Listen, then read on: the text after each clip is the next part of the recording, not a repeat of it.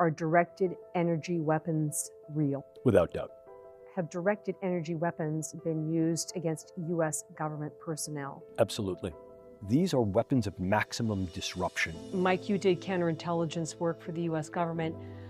You dealt with highly classified information. We walked in on an operation that the hostile country was doing. So you were attacked by a hostile intelligence service. Right. It fundamentally disrupts the brain network Yes, ma'am. and can cause brain cell death. Yes, ma'am. We'd applied for workers' compensation.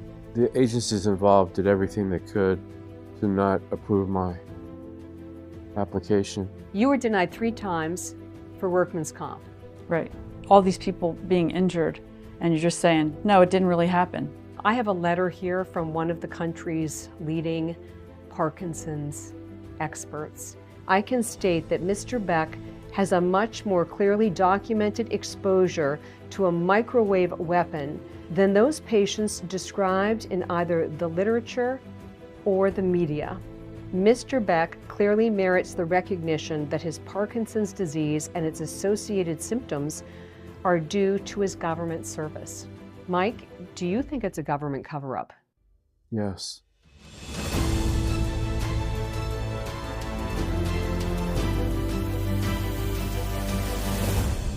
Based on your firsthand research, are directed energy weapons real? Without doubt. Have directed energy weapons been used against U.S. government personnel? Absolutely. Have directed energy weapons been used at targets overseas? Yes, ma'am. Are reports of directed energy weapon attacks inside the U.S. credible? Absolutely. A longtime advisor to the U.S. military, James Giordano is the director of the Center for Disruptive Technology and Future Warfare at the National Defense University. Giordano shared his expertise with the caveat he does not speak for the U.S. government. These are weapons of maximum disruption. It allows you to get in fast, hit hard, get out, and then, and only then, will the effects begin to be known. In 2016, when almost 24 government employees became ill in Cuba at the U.S. Embassy, Giordano was brought in as a lead consulting neuroscientist. The U.S. diplomat's debilitating brain injuries became known as Havana syndrome, or anomalous health incidents. How many types of directed energy weapons exist that have been used against U.S. government personnel? To my experience and from my analysis, essentially 3. So we're looking at 2 forms of sonic weapon. They both use sound and the expansions and contractions of a sound wave as the mechanism by which it's going to disrupt function and structure of various tissues, but they do so differently. And the third was something that was really something of a revelation, and this is the use of scalable and directable microwaves. With nearly 2,000 reported attacks in more than a dozen countries, our team hit the road to investigate validated Havana syndrome cases. We traveled to Maryland and this assisted living facility to visit retired counterintelligence officer Mike Beck. Medical records we exclusively obtained link a microwave weapon to Beck's clearly documented brain injury. Beck moved here last August after his condition worsened, and his wife of 40 years could no longer care for him at home. It's devastating. We had a bucket list for when we retired, and being together was on it, not living apart. Mike, was it a hard decision for you to leave your family home and move into assisted living at, what, 63? It was hard. It was depressing. But I understood the situation I was in.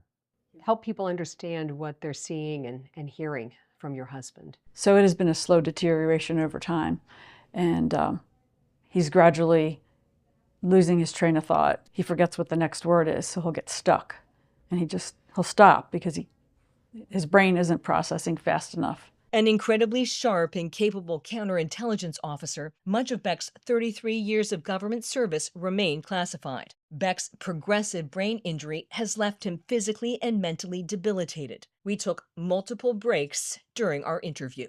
Mike, you did counterintelligence work for the U.S. government. you dealt with highly classified information above top secret special access programs. Does your government intelligence work remain highly classified to this day? Yes. Yes, it is. A year after this home video was shot of his daughter's christening in 1995, Beck describes a directed energy weapon attack that hit him and his partner while on assignment for the U.S. government. The location remains secret. We traveled to a hostile country, and we found some pieces of gear that we only heard about. We walked in on an operation that the hostile country was doing. So you were attacked by a hostile intelligence service after you made a major find about their capabilities that they were going to use against the United States. Right.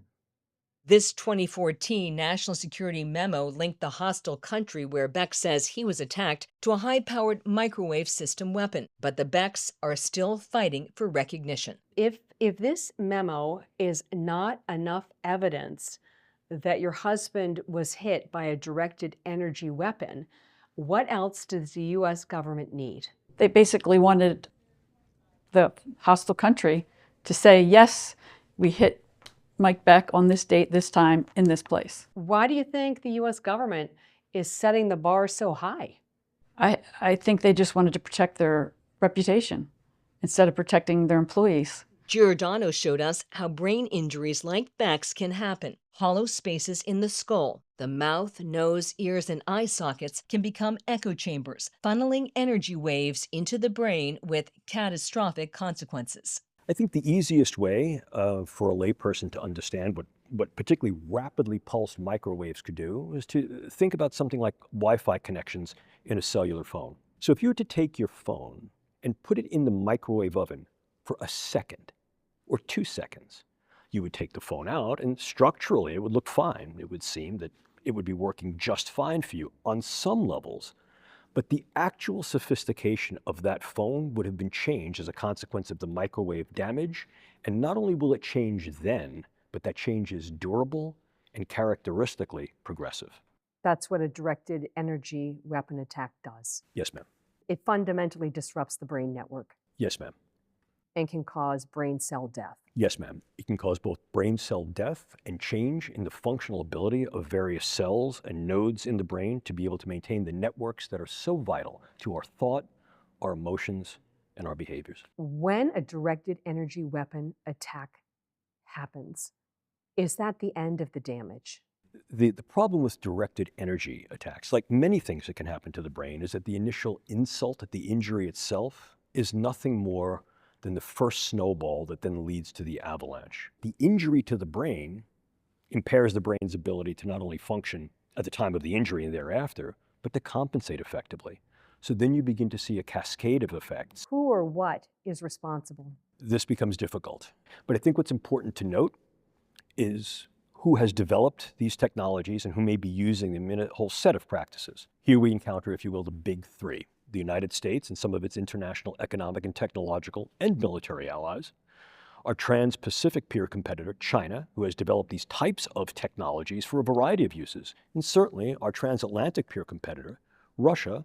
These British medical records show in 2006, Beck was diagnosed with Parkinsonism. That's an umbrella term that refers to brain conditions that cause slowed movement and stiffness. What made Mike's Parkinson's case stand out?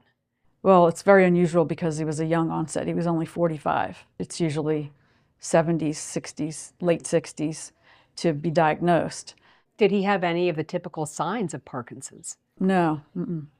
His first sign that I noticed was his anxiety. He never had the tremor. He still doesn't have a tremor. So you've had a Parkinson's diagnosis and then more recently a diagnosis of dementia. Yeah. Is that a secondary consequence of the Parkinson's? Yes. Are you frustrated? Are you looking for the words? Yes, it's very frustrating. I always wanted to have my A game on for work assignments.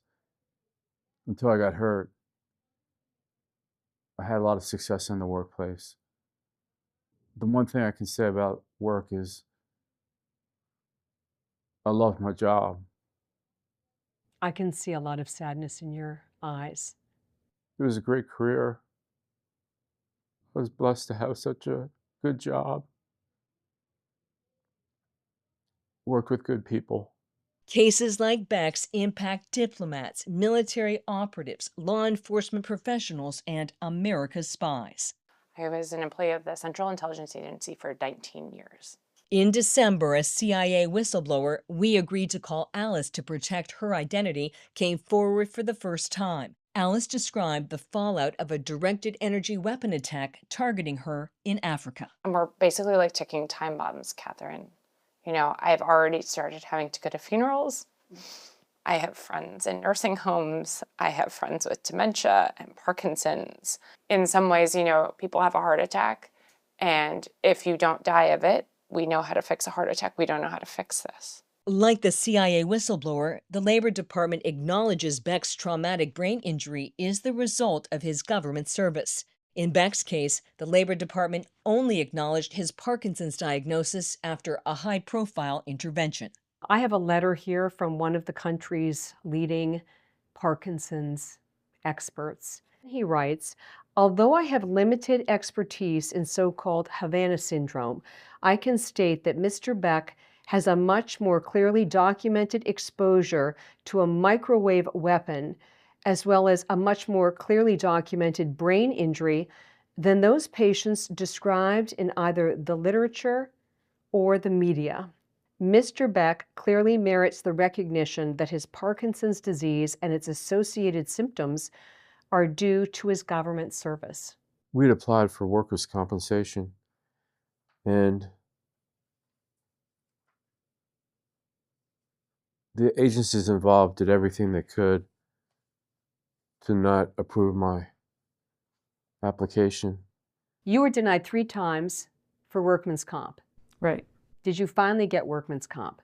The benefit we received was they will pay for Mike's assisted living. You shared one of the bills for the assisted living with our team, and it says there's a balance due of over $25,000.